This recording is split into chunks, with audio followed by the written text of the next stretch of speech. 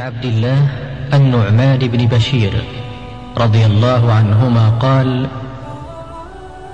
سمعت رسول الله صلى الله عليه وسلم يقول: إن الحلال بين وإن الحرام بين وبينهما أمور مشتبهات لا يعلمهن كثير من الناس، فمن اتقى الشبهات فقد استبرأ لدينه وعرضه، ومن وقع في الشبهات وقع في الحرام، كالراعي يرعى حول الحمى يوشك أن يرتع فيه. ألا وإن لكل ملك حمى، ألا وإن حمى الله محارمه. ألا وإن في الجسد مضغة إذا صلحت صلح الجسد كله، وإذا فسدت فسد الجسد كله، ألا وهي القلب. رواه البخاري ومسلم.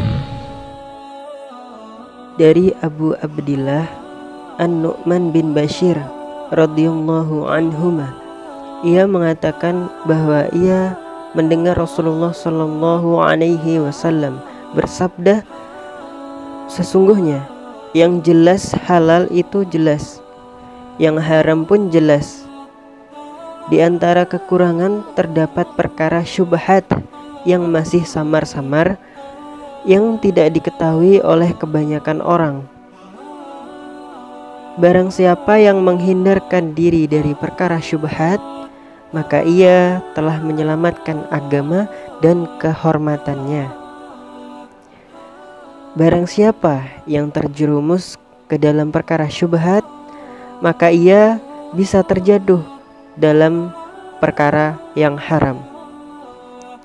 Seperti ada penggembala yang menggembalakan ternaknya di sekitar tanah larangan yang hampir menjerumuskannya.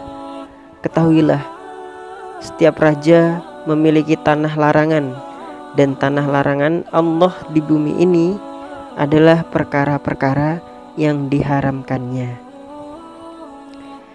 Ingatlah, di dalam jasad itu ada segumpal daging. Jika ia baik, maka seluruh jasad akan ikut baik.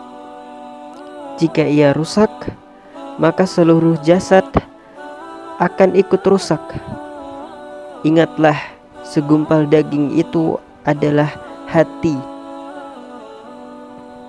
Hadis riwayat Bukhari dan Muslim nomor 2051, dan hadis riwayat Muslim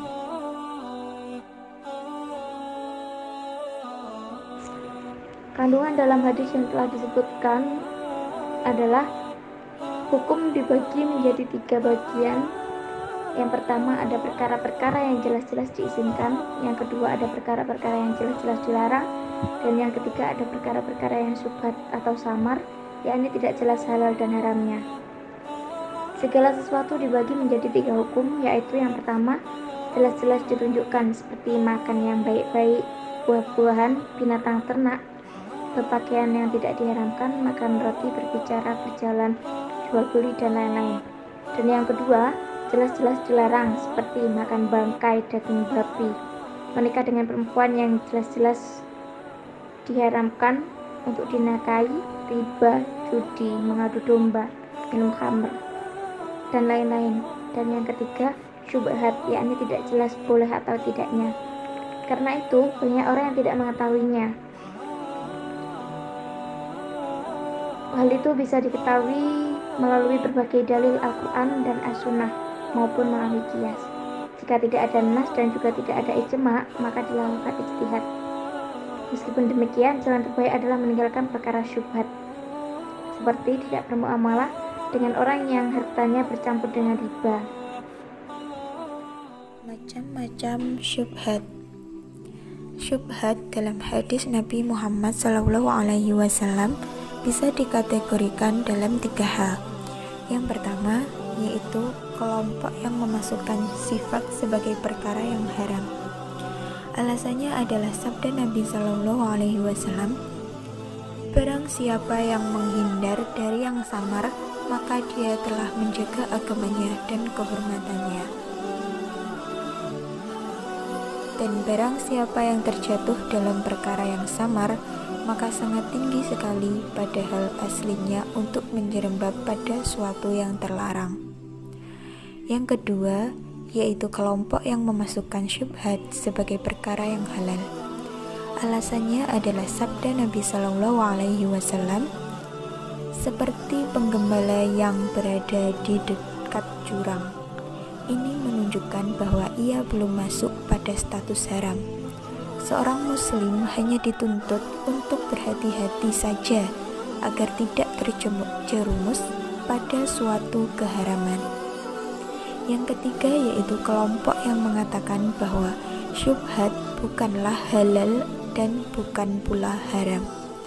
Alasan pernyataan ini adalah sabda Nabi Shallallahu Alaihi Wasallam bahwa halal dan haram adalah suatu hal yang sudah jelas statusnya. Imam Ahmad menafsirkan bahwa syubhat ialah perkara yang berada antara halal dan haram, yakni yang betul-betul halal dan betul-betul haram. Dia berkata, barang siapa yang menjauhinya berarti dia telah menyelamatkan agamanya, yaitu sesuatu yang bercampur antara halal dan haram. Ibnu Rajab berkata, masalah syubhat ini berlanjut kepada cara bermuamalah dengan orang yang di dalam hartanya bercampur antara barang yang haram dan barang yang halal. Apabila kebanyakan harta bendanya haram, maka dia berkata dia harus dijauhkan, kecuali untuk sesuatu yang kecil dan sesuatu yang tidak diketahui. Sedangkan ulama-ulama yang lain masih berselisih pendapat apakah muamalah itu hukumnya makruh ataukah haram. Al-San'ani berpendapat bahwa yang dimaksud dengan syubhat adalah hal-hal yang belum diketahui status halal dan haramnya, hingga sebagian orang yang tidak tahu awam menjadi ragu antara halal dan haram. Hanya para ulama yang mengetahui status hukumnya dengan jelas, baik berdasarkan nas ataupun berdasarkan ijtihad yang mereka lakukan dengan metode qiyas, istishab, dan sebagainya. Saat bertemu dengan perkara yang syubhat, maka jalan terbaik yang diambil adalah dengan meninggalkan perkara-perkara tersebut. Karena segala sesuatu yang samar lebih cenderung kepada keharaman dibanding kehalalan dari perkara tersebut. Dan terdapat contoh-contoh perkara syubhat yang menjadi permasalahan yang viral di masa sekarang ini sebagai berikut. Yang pertama, syubhat tentang di manakah Allah berada. Apakah Allah membutuhkan tempat? Atau Allah berada di mana-mana? Apakah Allah menyatu dengan makhluknya? Ada beberapa kelompok dari saudara-saudara kita kaum muslimin yang mengatakan bahwa Allah berada di mana-mana. Allah menyatu dengan makhluknya, serta membantah bahwa Allah berada di atas arsy. Mereka mengatakan bahwa jika Allah berada di atas arsy, berarti Allah membutuhkan tempat. Allah membutuhkan makhluk yang berbentuk arsy untuk dirinya berada. Maka dari itu mereka juga menyanggah jika Allah berada di atas arsy. Akidah Ahlussunnah wal Jamaah meyakini bahwa zat Allah subhanahu wa ta'ala bersemayam di atas arsy. Dia tidaklah berada di alam ini sebagaimana makhluknya. Bahkan Allah terpisah dari makhluknya. Namun Allah tetap mengetahui sesuatu. Tidak ada sesuatu di bumi dan di langit yang samar darinya. Allah berfirman dalam surat Al-A'raf ayat 54. A'udzu billahi minasy syaithanir rajim. Bismillahirrahmanirrahim. Inna rabbakumullahu alladhi khalaqas samawati wal arda fi sittatin ayyamin thumma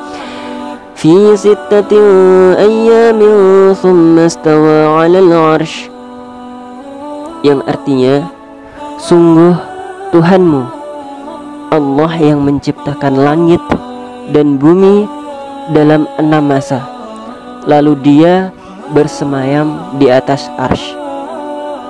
Dan ini juga masih banyak lagi hadis-hadis sahih maupun pendapat para ulama yang menguatkan hal tersebut. Para ulama Syafi'iyah mengatakan ada kurang lebih 1000 hadis yang mengatakan bahwa Allah berada di atas arsy. Dan 4 imam mazhab pun sepakat juga tentang keberadaan Allah yang bersemayam di atas arsy. Imam Malik berkata, beriman terhadap sifat istiwa adalah suatu kewajiban. Bertanya mengenai hakikat istiwa adalah suatu perkara yang bid'ah. Aku khawatir engkau termasuk orang yang sesat. Maka dari hal ini kita bisa petik pelajaran, menghindari perdebatan dari hal ini dan mengambil pendapat dari para ulama adalah salah satu hal yang harus kita lakukan untuk menghindari perkara-perkara yang samar atau syubhat. Contoh syubhat yang kedua yaitu tentang mengkritik dan mencela pemimpin negeri ini di media sosial maupun di tempat tertentu yang dilakukan oleh suatu tokoh maupun pendakwah. Jadi seolah mengkritik dan mencela pemimpin di negeri ini di medsos menjadi boleh. Berawal dari sebuah kritikan dan membeberkan aib pemimpin di atas mimbar, media sosial ataupun media cetak, hingga berujung pada sebuah pemberontakan kepada para pemimpin. Mereka biasanya mengkritik pemimpin karena berbagai alasan, mulai dari ketidaksetujuan mereka terhadap kebijakan para pemimpin, atau mungkin menuntut keadilan tentang keinginan mereka. Namun, cara-cara ini berbeda dan menyelisih apa yang sudah dicontohkan kepada para nabi, khususnya Nabi Muhammad SAW. Dalam Islam, menghina pemimpin adalah suatu perbuatan dosa. Mari kita simak dari sebuah dalil sahih berikut yang diriwayatkan dari Imam Tirmizi dan selainnya dari Ziyad bin Qusayb al-Adawi.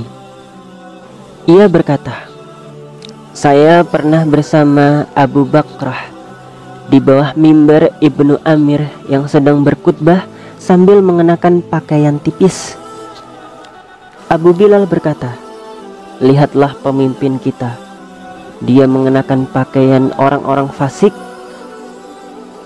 Abu Bakrah menegurnya seraya berkata, diamlah, saya mendengar Rasulullah bersabda, barang siapa yang menghina pemimpin di muka bumi ini, niscaya Allah akan menghinakannya. Hadis sahih Sunan Tirmizi nomor 1812 dan disahihkan oleh Syekh Al-Albani. Kita mempunyai kewajiban-kewajiban terhadap pemimpin-pemimpin kita. Yang pertama, ikhlas dan mendoakan pemimpin. Kewajiban pertama bagi rakyat terhadap pemimpin adalah ikhlas. Yang kedua, menghormati dan memuliakan pemimpin. Menghormati dan memuliakan ulil amri, baik pemimpin maupun ulama, merupakan kewajiban dalam Islam. Yang ketiga, taat dalam perkara selain maksiat. Kewajiban kita mentaati pemimpin juga dijelaskan dalam firman Allah dalam surah An-Nisa ayat 59. Allah berfirman, Hai orang-orang yang beriman, taatilah Allah dan taatilah Rasul dan ulil amri di antara kamu. Kemudian jika kamu berlainan pendapat tentang sesuatu, maka kembalikan ia kepada Allah, yaitu Al-Quran, dan Rasul, yaitu sunnahnya. Jika kamu benar-benar beriman kepada Allah dan hari kemudian, demikian itu lebih utama bagimu dan lebih baik akibatnya. Kita petik pelajaran bahwa kita haruslah menghindari perkara-perkara yang samar atau syubhat untuk mendatangkan keridaan Allah Subhanahu wa ta'ala. Oleh karena itu, kita janganlah mencela pemimpin, merendahkannya atau menghinanya. Kita haruslah tetap menghormatinya, mentaatinya, dan selalu berdoa kebaikan atas dirinya.